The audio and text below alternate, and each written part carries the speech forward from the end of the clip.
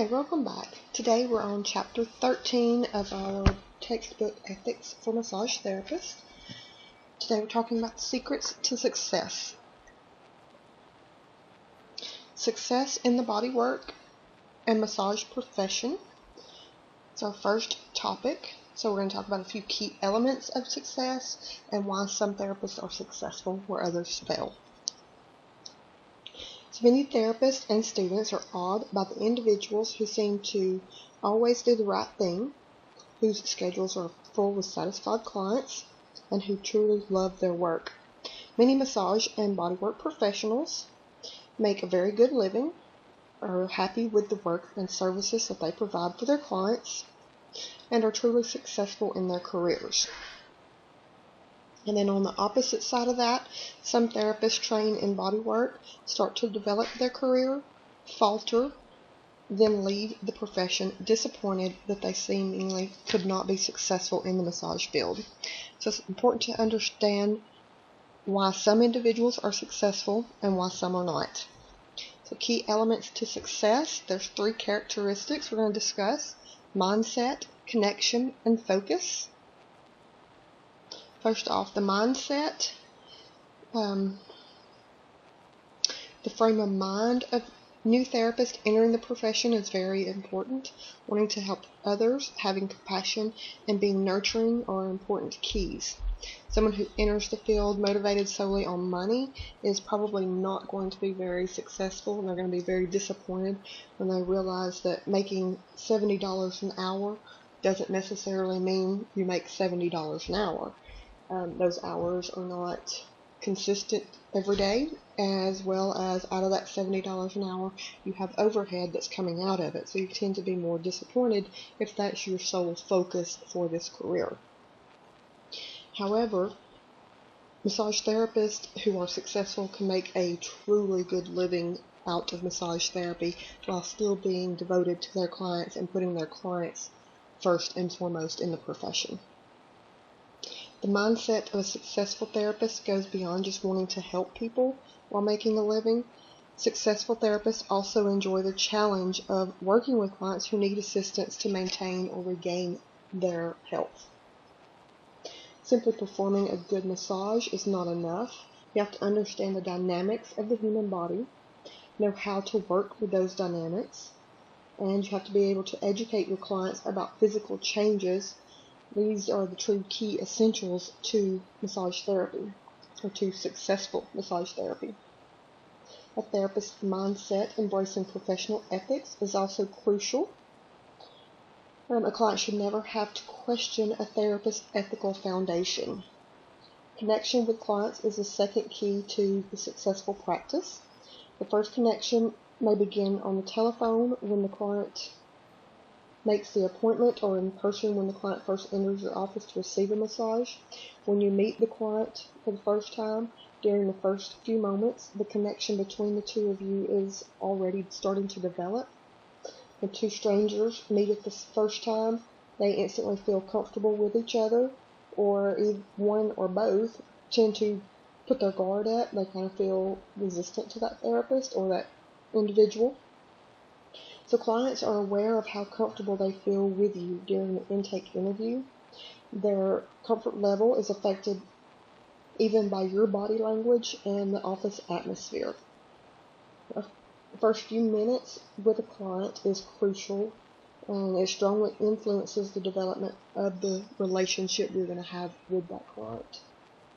So therapists should always make eye contact immediately with the client, shake your client's hand, and introduce yourself. This is the first thing you do when you first see a client. It's very important to initially start that relationship with trust and direct eye contact. A client who's filling out an intake form typically wants to be left alone. They don't want you hovering over them while they're answering personal questions. However, some people will need assistance in filling out intake forms, and if they ask for your assistance, that's one thing, to be there with them, kind of guiding them through it. But to just kind of stand around hovering over them while they're filling out paperwork and stuff is really kind of frowned upon. Also, when you're doing your interview, make sure you're asking open-ended questions, because this encourages the clients to talk about how the true details of their symptoms. Now, while they're doing that, you can jot down a few quick notes if you choose to, and then you expand upon those after the session. So you really go into more detail in your SOAP notes after the session. But during the interview process, you jot down some notes just to kind of help you remember what your client is saying and how they're describing their pain or their discomfort. Connecting with a client takes work. It's a continuous process, and you should always be thinking about that communication and connection with your client. Pay attention to both verbal and physical feedback from your client. We've talked about that several times, and we will continue to do so throughout the remainder of the entire program. Remember to stay connected. You should constantly process the client's physical feedback and answers to the therapist's questions about the client's comfort or the area that is being worked on. A therapist can also become disconnected from a client by not listening to what the client is saying or not respecting the client's wishes. Countertransference can also cause an issue with a therapist and client connection.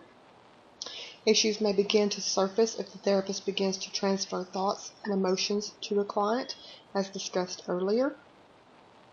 Staying connected with clients takes practice and patience. Initially, new therapists are often more concerned with their techniques, their pressure, their body mechanics, and other office issues, so it can be challenging to keep that connection strong and ongoing with the client. The third key element is focus.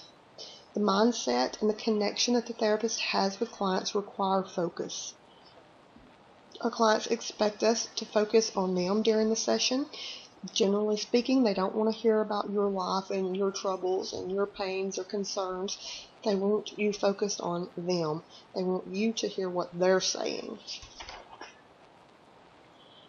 Massage is considered a service profession, so during the client's scheduled session, the therapist should set aside everything else and focus solely on your client. Leave everything else outside of that door. You take a few moments before you enter the room after your client is, or while your client is undressing and stuff. You kind of ground yourself and center yourself. You want to focus specifically on what that client's intentions or what that client's goals are, and what your intentions as a therapist are for that session.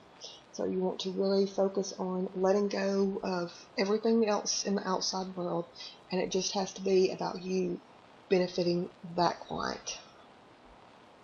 Box 13.3 describes some of the many subtle ways you bring the focus back to the treatment and get the feedback necessary for performing good body work.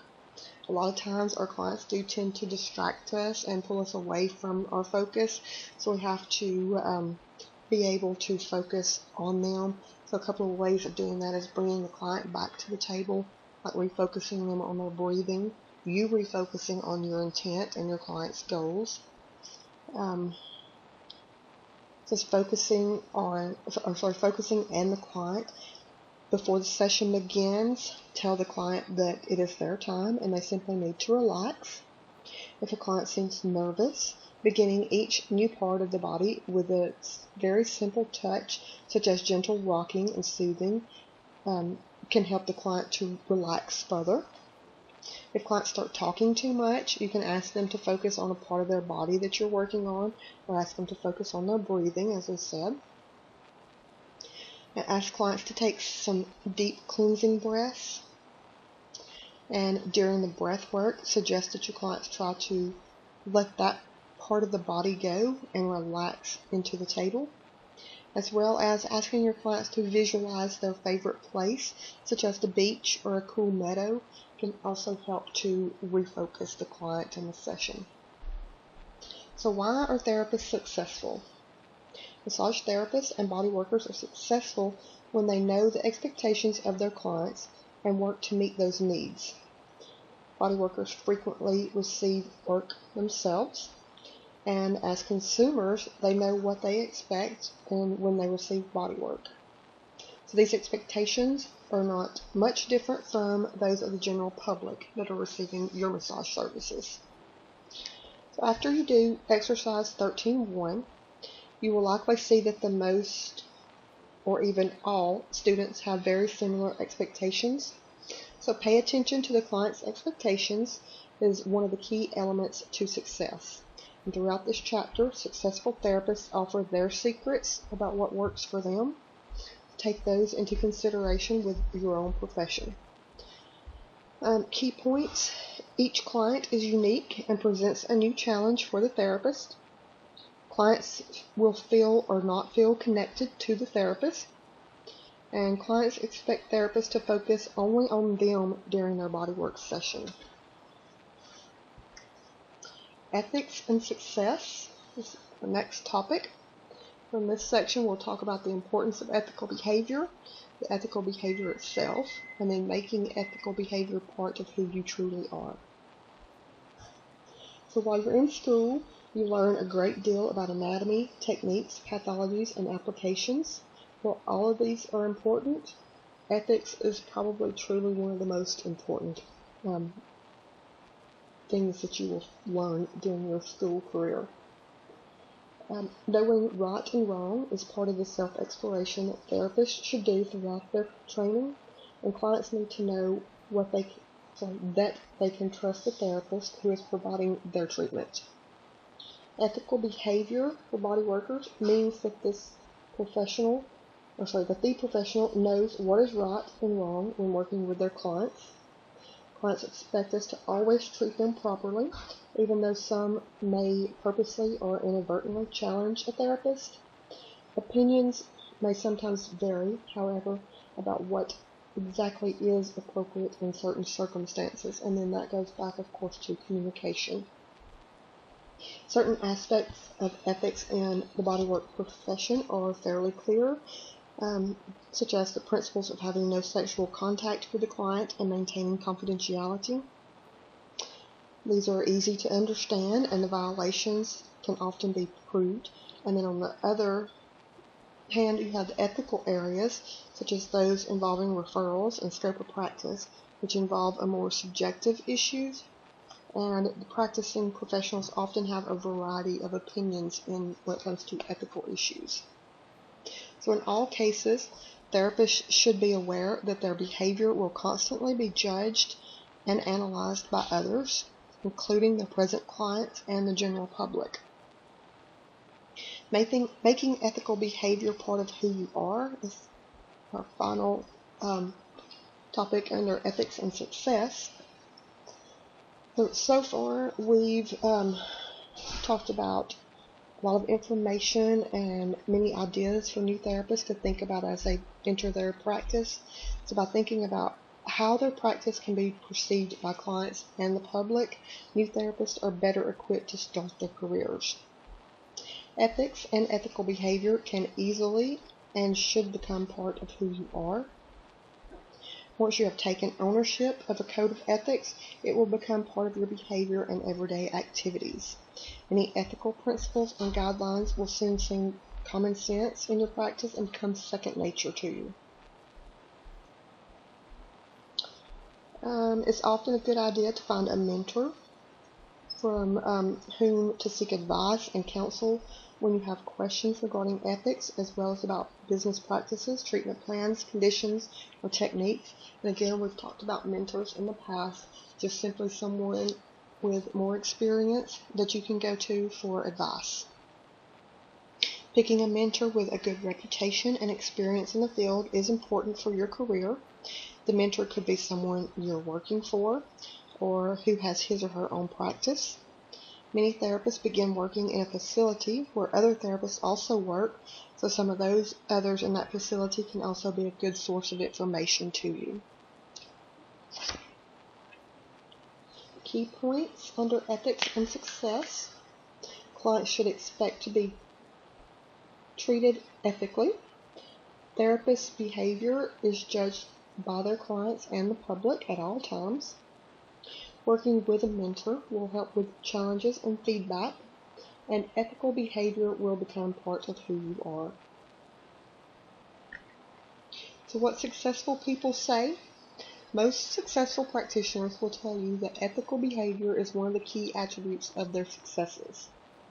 This chapter has given you several different therapists who are considered to be successful. It's giving you their opinions and their advice. So please read that and reread that if necessary to really let some of that sink in with you. And I choose to do ethics at the beginning of our program versus where some schools do it at the end, because to me it's easier to learn the correct ethical behaviors from the very beginning than to start out with bad behaviors and then have to retrain yourself. So I know this textbook has kind of from time to time made it seem like you should already be practicing as a massage therapist before you learn ethics, but I prefer my students to have very clear ethical guidelines and boundaries going into starting the hands-on work. So that's, again, why I choose to do ethics at the beginning of the program versus in the middle or the end. So with this section, make sure you answer the exercise. I believe there's just one in there. Yeah, there's just one chapter exercise in this. But then you also have a section called additional activities on this chapter. And I want you to go through those as well and complete your quiz on Bursal. And that ends this section on being successful.